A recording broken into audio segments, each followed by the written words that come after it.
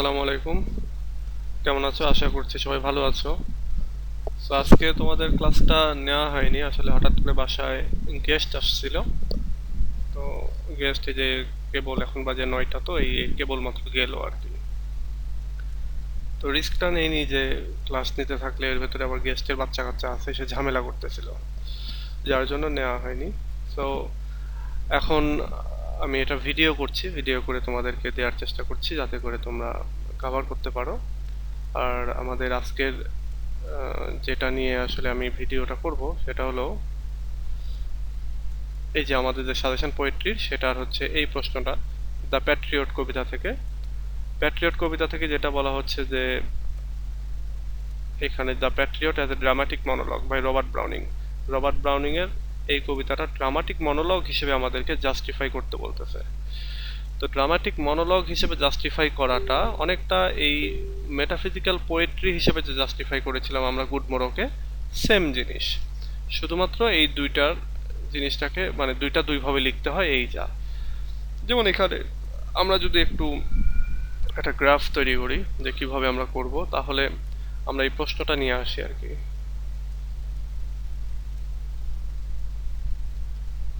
তাহলে এখানে যদি আসি, তাহলে আমরা অ্যান্সার দিয়ে এরপরে লিখবো হচ্ছে, শুরুতে একটা ইন্ট্রো দিব, ইন্ট্রোডাকশন। এটা অবশ্যই আমরা লিখবো না, কিন্তু আমরা এটা মনে রাখবো যাতে করে এখানে একটা ইন্ট্রোডাকশন দিতে হয়, সেই জন্য আর কি। তারপরে দেব হচ্ছে হোয়াট ইজ ড্রামাটিক মনোলগ।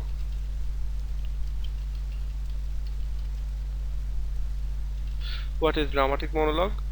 এরপরে দেব what are the features, are the features of dramatic monologue.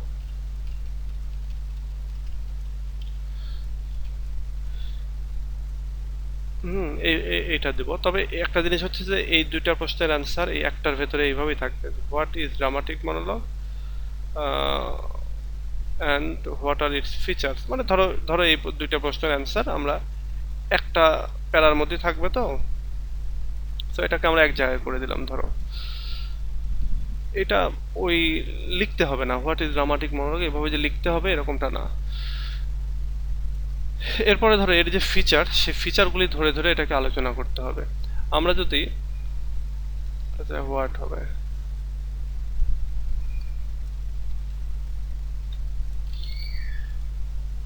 তো আমরা যদি এবার এখান থেকে এইভাবে আলোচনা করি যে ফিচারগুলি আর কি, তাহলে আমরা এগুলো এবার আমরা এখান থেকে মানে ফিচারগুলো পয়েন্ট ওয়াইজ ডিসকাস করতে হবে।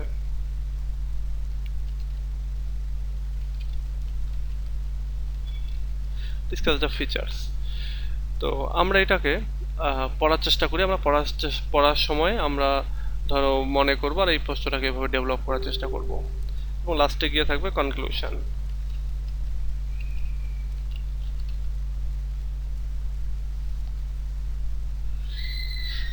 তাহলে আমরা আমরা এবার চলো দেখি যে ফিচারগুলি এবং এটাকে কিভাবে আমরা সাজিয়ে লিখি। আমরা শুরুতেই এই জিনিসটার অ্যান্সার আমাদেরকে জানতে হবে। আমরা শুরুতে হয়তো দিলাম যে দ্য প্যাট্রিয়ট, এরকম the Patriot is a famous poem by Robert Browning. এইভাবে ধরো আমরা শুরু করলাম। এরকম শুরু করে হয়তো আমরা একটা এভাবে দিয়ে দিয়ে আমরা ইন্ট্রোডাকশনটা লিখলাম।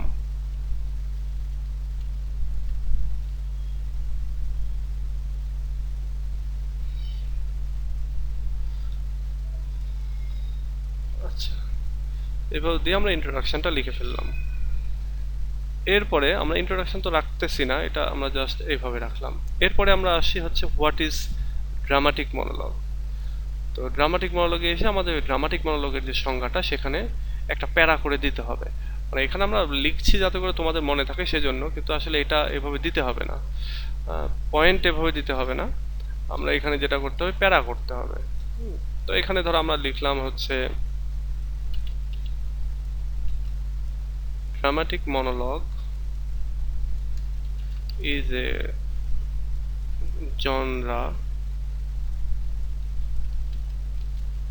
genre of poetry where a poet মানে প্রেজেন্টস হচ্ছে স্পিকার, এরকম করে আর কি। ধরো আমরা এখানে আরেকটা ইয়ে দিয়ে দিলাম, কি বলে ওই যে আমি যেটাকে বলছি যে আরেকটা স্ট্যান্জা দিয়ে দিলাম।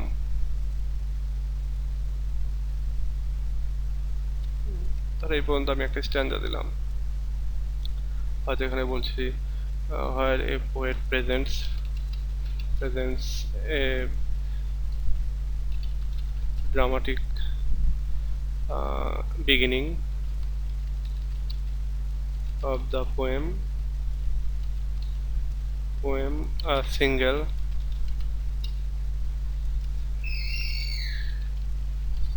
speaker, হ্যাঁ এরকম করে হয়তো আমরা এরকম ভাবে দিলাম। তো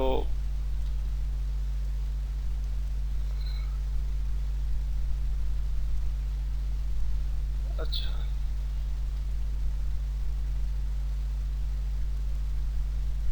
আমরা এই পর্যন্ত রাখি।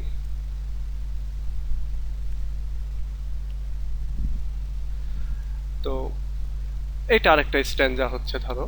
তো এটা দিয়ে আমরা এখানে একই সঙ্গে ড্রামাটিক মনোলগ কি এবং তার ফিচারগুলি, ওই ড্রামাটিক মনোলগ কি এটা লিখলেই মনে করো এই ফিচারগুলি আমাদের চলে আসবে এখানে অটোমেটিক। এরপরে ধরো এক একটা এই ফিচারগুলি নিয়ে আমরা আলোচনা করব। ফিচারগুলো আমরা পয়েন্ট হিসেবে দিতেও পারি, আবার স্ট্যান্জা হিসেবেও দিতে পারি। যেমন এখানে শুরুতেই থাকবে হচ্ছে dramatic beginning or abrupt beginning. তারপরে এখানে ধর আরেকটা বৈশিষ্ট্য হচ্ছে সিঙ্গেল স্পিকার। তারপর আরেকটা বৈশিষ্ট্য হচ্ছে যে single listener or some listeners.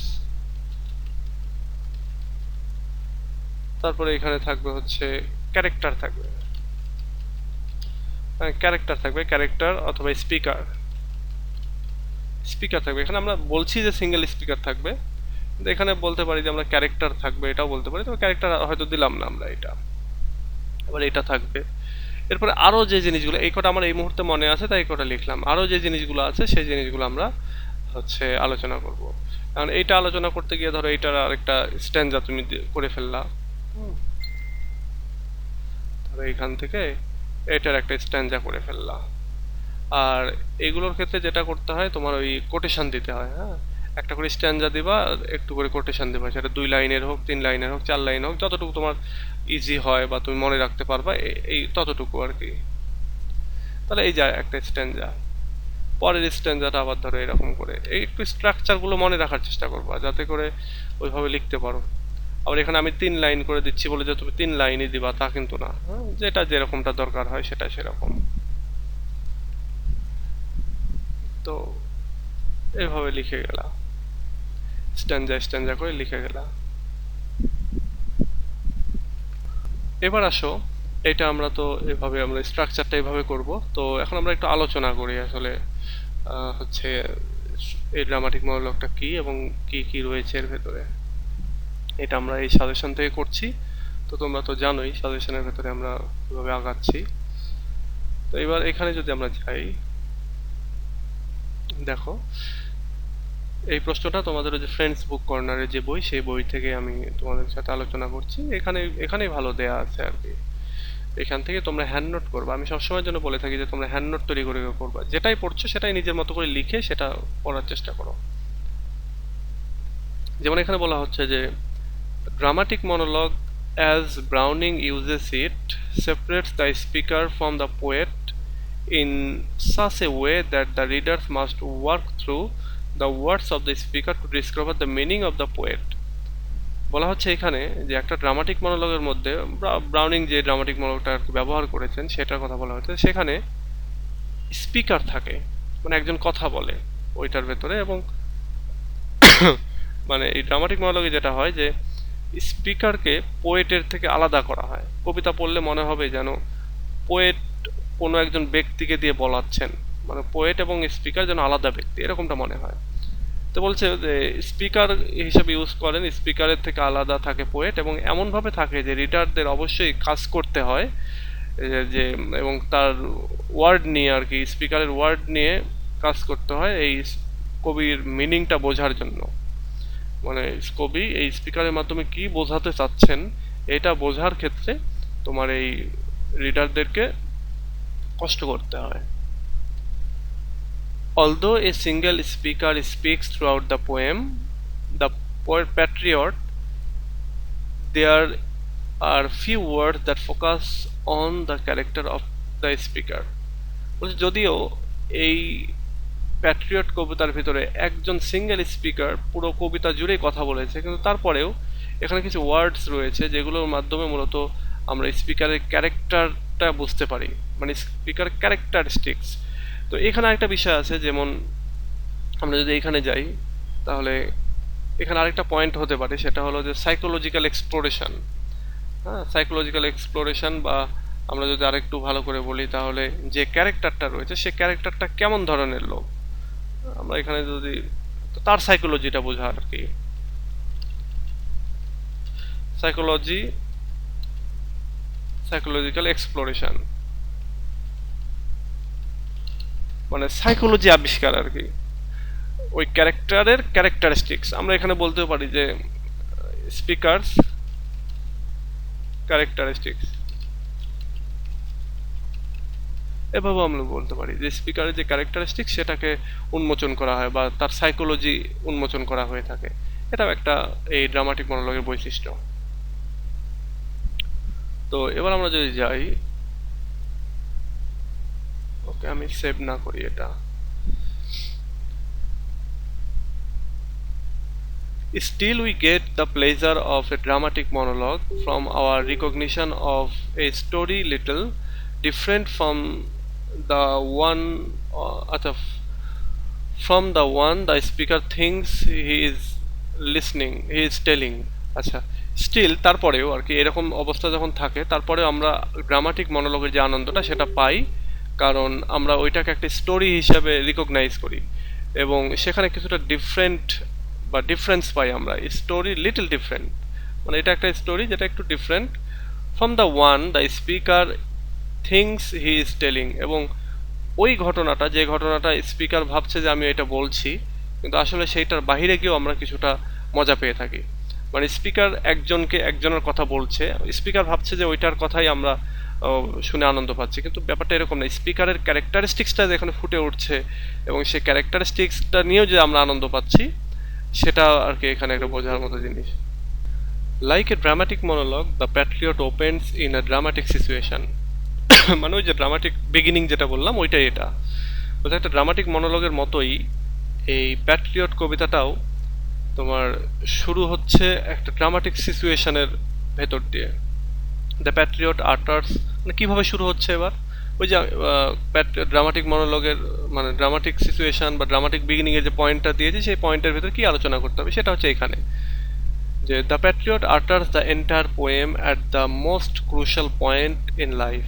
বলছে জীবনের অত্যন্ত গুরুত্বপূর্ণ একটা পয়েন্টে এই প্যাট্রিয়ট সে তার হচ্ছে এই কবিতাটার আর কি পুরো কবিতাটার কথা বলছে। আটার মানে এখানে বলা আর কি। He is being dragged by his fellow countryman toward the gallows for execution. বলছে যে এই আমাদের প্যাট্রিয়ট সে বলছে যে তাকে টেনে হিসড়ে নিয়ে যাওয়া হচ্ছে তার দেশের মানুষজনের দ্বারা, এবং সে হচ্ছে তাকে এক্সিকিউশনের দিকে নিয়ে যাওয়া হচ্ছে। He is talking as he walks through the road along the town knowing that he was going to be hanged. সে কথা বলছিল এমনভাবে মানে সে আসলে কথা বলছিল যখন তাকে আর কি নিয়ে যাওয়া হচ্ছিল রাস্তার ভেতর দিয়ে এবং টাউনের ভেতর দিয়ে, এবং তখন তিনি জানছিলেন যে তাকে ফাঁসির কাস্টে নিয়ে যাওয়া হচ্ছে, ফাঁসি দেওয়ার জন্য নিয়ে যাওয়া হচ্ছে।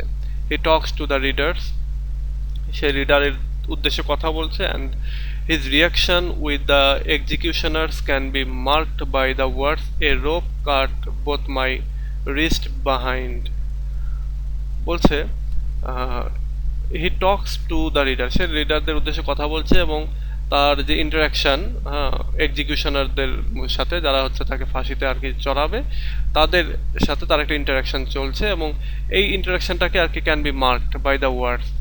এই ওয়ার্ড দ্বারা আর কি বোঝানো হচ্ছে যে তার হাতটা তার পেছনের দিকে বাঁধা হয়েছে, বাঁধা হলো। মানে এক কথায় ওই তাকে নিয়ে যাওয়ার পরে তার সাথে যে এক্সিকিউশনাররা যে কাজগুলো করতেছে সেটাও তিনি বলতেছেন। This suggest his reluctance to move. এইটা প্রমাণ করে যে তিনি আসলে সামনে এগোতে চাচ্ছেন না, অনিচ্ছুক।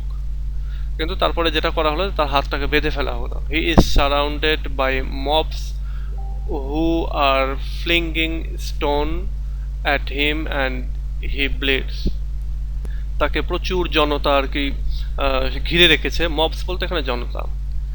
তো জনতা ঘিরে রেখেছে এবং তারা হচ্ছে পাথর ছুঁড়ে মারছে তার দিকে, এবং সে রক্তাক্ত হচ্ছে। A reader can discover the speaker's precarious condition by careful use of words and wonder at the fickleness of the public opinion. এবং এখানে একটা জিনিস আমরা যারা রিডার তারা ডিসকভার করতে পারছি, মানে এখানে দেখতে পাচ্ছি যে স্পিকারের খুব বাজে একটা অবস্থা চলছে এখানে, বিপজ্জনক একটা কন্ডিশন চলছে, এবং এই কন্ডিশনে থেকেই তিনি কেয়ারফুলি বেশ কিছু ওয়ার্ড ইউজ করছেন, এবং একই সঙ্গে মানে এই ওয়ার্ডগুলোর মাধ্যমে আমরা বুঝতে পারছি যে তার খুব বাজে অবস্থা। এবং একই সঙ্গে আমরা অবাকও হচ্ছে এই বিষয়ে যে পাবলিক ওপিনিয়ন, পাবলিক যে মতামত, সেটার যে অস্থিরতা, সেটাও আমরা এখানে খুঁজে দেখতে পাচ্ছি। মানে পাবলিক ওপিনিয়ন আজকে কিছুদিন আগে একরকম ছিল আর আজকে অন্যরকম। এটাই যে ফিকেলনেস, যেটা অস্থিরতা, সেটা আমরা দেখতে পাচ্ছি। People once adored him like a god and now humiliate him like a thief. People একটা সময় তাকে গডের মতো করে ভালোবাসতো বা অ্যাডোর করতো, কিন্তু এখন যেটা করতেছে তাকে চোরের মতো আর কি তার সাথে আচরণ করছে, বা তাকে ঘৃণা করছে, হিউমিলিয়েট করছে, অপমান করছে। এখানে আমরা ড্রামাটিক মনোলগের যে ড্রামাটিক যে সিচুয়েশন, সেই সিচুয়েশনটা আমরা পেলাম। এবার দেখি, this position is highly contrasting to the way he was received 1 year ago। বলছি এই যে অবস্থাটা, এটা ছিল ঠিকই কন্ট্রাস্টিং, একবার পরিপূর্ণ আলাদা একটা জিনিস, যেটা 1 বছর আগে তাকে যেভাবে রিসিভ করা হয়েছিল তার পরিপূর্ণ আলাদা। The patriot was worshipped as a god when he entered the town victorious. Patriot এখানে হচ্ছে খুবই ছিল আর কি, গডের মতো তাকে অর্শিপ করা হতো 1 বছর আগে, যখন সে এই টাউনে জয়ী হয়ে আর কি প্রবেশ করেছিল। He tells us of his glorious past. সেই কবিতার ভেতরে আমরা জানতে পাচ্ছি তার যে গৌরবান্বিত যে অতীত, সেটা সম্পর্কে। A year ago he was given a grand welcome on his arrival to the town। বলছে 1 বছর আগে সে যখন এই টাউনে আসলো তাকে একটা গ্র্যান্ড ওয়েলকাম জানানো হয়েছিল।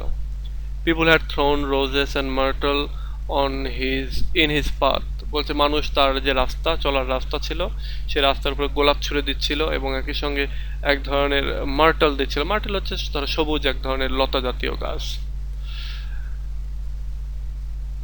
The house roofs were full of people who wanted to have a look at him। বাড়ির ছাদগুলো পরিপূর্ণ ছিল মানুষজনে, যারা কিনা তার তার দিকে তাকিয়ে থাকতো সেই সময়টাতে।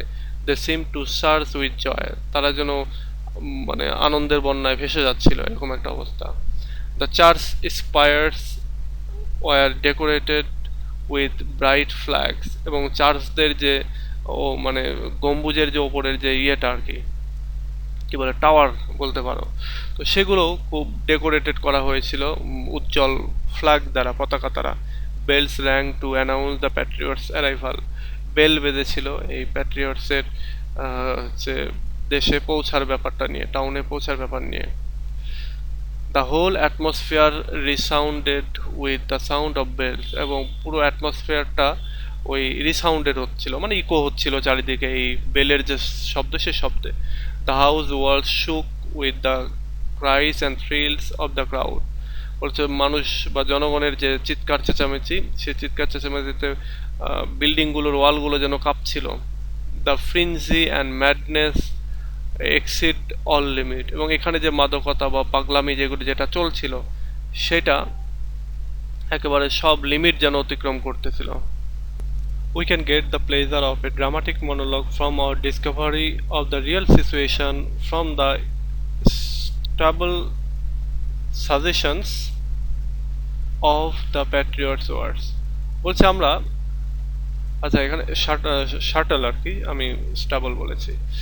তো এখানে বলছে যে আমরা এখানে একটা ড্রামাটিক মনোলগের যে প্লেজার, সেই প্লেজারটা পাচ্ছি এই আমাদের ডিসকভারি থেকে, যে আমরা এই যে প্যাট্রিয়টসের যে কথা, সে কথা থেকে আমরা এখানে একটা তীক্ষ্ণ একটা সাজেশন পাচ্ছি যে তার যে রিয়েল সিচুয়েশন, সে সিচুয়েশনের মানে এই যে আমরা বলছিলাম না সাইকোলজিক্যাল এক্সপ্লোরেশন, এখানে বলছিলাম সাইকোলজিক্যাল এক্সপ্লোরেশন, বা এটা আমরা সেখান থেকেই পাচ্ছি আর কি। মানে তার এক কথা এখানে পাচ্ছি যে তার সিচুয়েশনটা আর কি পাচ্ছি।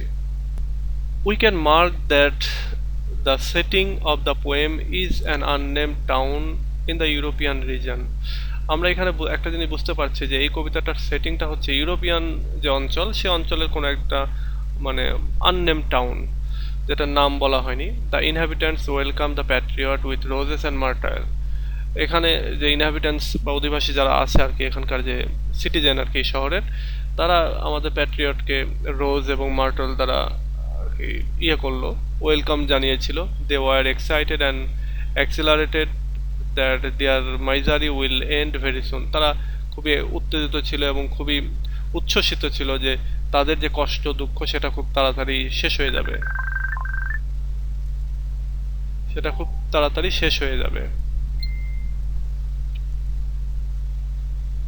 There seem to persist extreme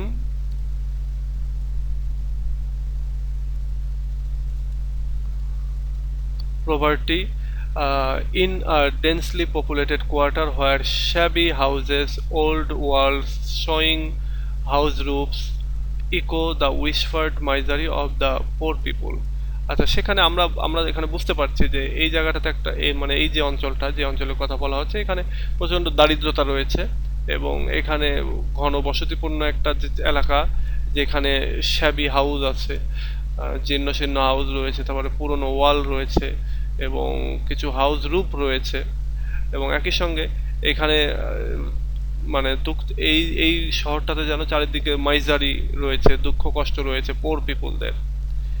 there high expectation would soon face disappointment. তাদের যে হাই এক্সপেকটেশন সেটা খুব তাড়াতাড়ি ডিসঅ্যাপয়েন্টমেন্টে পরিণত হয় আর কি, হতাশায় পরিণত হয়।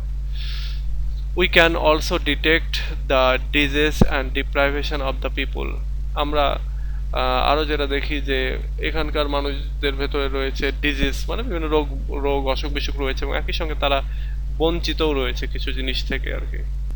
As the Patriot was being escorted to the scaffold, যেহেতু প্যাট্রিয়টকে নিয়ে যাওয়া হচ্ছিল সৈন্যদল দিয়ে আর কি ঘেরা করে টু দ্য স্ক্যাফোল্ড, ফাঁসির মঞ্চে, there appeared the existence of just a few palsied few, মানে জাস্ট এ পালসিড ফিউ, মানে সেখানে দেখা যাচ্ছিল কিছু পালসিড ফিউ, মানে প্যারালাইজড হয়ে রয়েছে এরকম কিছু মানুষজনও সেখানে ছিল আর কি। Palsied is the term given to the old and riddled with. এবার দেখো যে এই যে পালসিডটা, এই পালসিডের কথা বলছে, পালসিড একটা টার্ম যেটা given to the old and riddled with disease. এই টার্মটা মূলত দেয়া হয় আসলে যারা বয়স্ক এবং যারা ডিজিজ দ্বারা একবার রিডলড হয়ে থাকে, মানে আক্রান্ত হয়ে থাকে, তাদেরকে বোঝানোর জন্য। This juxtaposes against what the patriot has achieved in his life. বলছে এই যে এই জিনিসটাই, হ্যাঁ, juxtaposes against what the patriot has achieved in life, এই যে পাশাপাশি দুইটা জিনিস, পাশাপাশি দুইটা অবস্থা, যে কিছু আগে আর কি আমাদের যে প্যাট্রিয়ট তাকে এত ভালোবাসা দেওয়া হচ্ছিল এই 1 বছর আগেই, তাকে এখন সেই অবস্থা করা হচ্ছে। তো এই যে বলছে this juxtaposes against what the patriot has achieved in his life. বলছে যে এই জাক্সটাপোজের যে পাশাপাশি যে দুটো জিনিস আমাদের প্যাট্রিয়ট অ্যাচিভ করেছে সেটা আর কি এখানে উল্লেখ করা হচ্ছে। The patriot was given the highest honour, highest authority and highest power but fail to satisfy his folk. বলছে যে প্যাট্রিয়ট যাকে কিনা হাইয়েস্ট অনার দেওয়া হয়েছে, হাইয়েস্ট পজিশন দেওয়া হয়েছে, হাইয়েস্ট পাওয়ার দেওয়া হয়েছে, কিন্তু তারপরেও সে হচ্ছে জনগণের যে জনগণকে আর কি স্যাটিসফাই করতে ব্যর্থ হয়েছে। নাও হি সাফার্স দ্য এক্সট্রিম অ্যাঙ্গার। এখন সে প্রচণ্ড অ্যাঙ্গারের রাগে সে সাফার করছে। হ্যাট্রেড and agitation of the mob almost stone to death. এবং জনতা তাকে ঘৃণা করছে, তার উপরে বিক্ষুব্ধ হয়ে আছে। এবং অলমোস্ট তাকে পাথরাঘাত করে মৃত্যুর দিকে ঢেলে দেওয়া হচ্ছে। The people might be ambitious of their hero that were that they were soon disappointed. তারা একটা সময় তাদের হিরোকে নিয়ে অনেক অ্যাম্বিশাস ছিল, উচ্চাকাঙ্ক্ষা পোষণ করতো, কিন্তু খুব তাড়াতাড়ি তারা ডিসঅ্যাপয়েন্টেড হয়ে গেল, তারা আর কি হতাশ হয়ে পড়লো। তো এখানে বলছে although Browning's others monologues show that how perfect and original he is in using the dramatic form, the Patriot has some of the outstanding features of it, including a dramatic tension that is built from the beginning to the end of the poem. বলছে যদিও Browning এর dramatic monologue গুলো হচ্ছে মানে অন্যান্য যে dramatic monologue গুলো যেগুলো হচ্ছে অনেক পারফেক্ট এবং অরিজিনাল এবং সেটার মতো আর কি, he is using a dramatic form, এখানেও তিনি এই প্যাট্রিয়টের ভেতর ড্রামাটিক ফর্ম ইউজ করছেন এবং এখানকার আউটস্ট্যান্ডিং কিছু ফিচার রয়েছে যেগুলো আসলে ড্রামাটিক টেনশনকে আরো সুন্দর করে বিল্ড করছে ফ্রম বিগিনিং টু এন্ড, মানে প্রথম থেকে শেষ পর্যন্ত। The people might be so ambitious of their hero that they were soon disappointed. পিপলরা কি হয়েছিল, হয়তো তারা অ্যাম্বিশাস ছিল কিন্তু খুব তাড়াতাড়ি তারা ডিসঅ্যাপয়েন্টেড হলো। Thus it appears that the fall of the patriot seems from the fickleness of public opinion. বলছে যে এই কবিতা আসলে এইভাবে দেখা যাচ্ছে যে প্যাট্রিয়ট যেভাবে ফল করলো আর কি, তার যে উচ্চ পজিশন থেকে নিচের দিকে যে ফল করলো, এটা জাস্ট জনগণের অস্থিরতার কারণে, ফিকেলনেসের কারণে, and their hero worship which leads to disappointment, এবং তারা যে হিরোর আর কি অরশিপ করছিল, হিরোকে ভালোবাসছিল, সেই হিরোটা তাদেরকে কি করলো, হতাশা দিল আর কি। তো এই হচ্ছে এটা আলোচনা, কিন্তু এখানে আসলে আমি যেভাবে আলোচনা স্ট্রাকচারটা সাজাচ্ছিলাম সেভাবে কিন্তু আলোচনা করা নাই।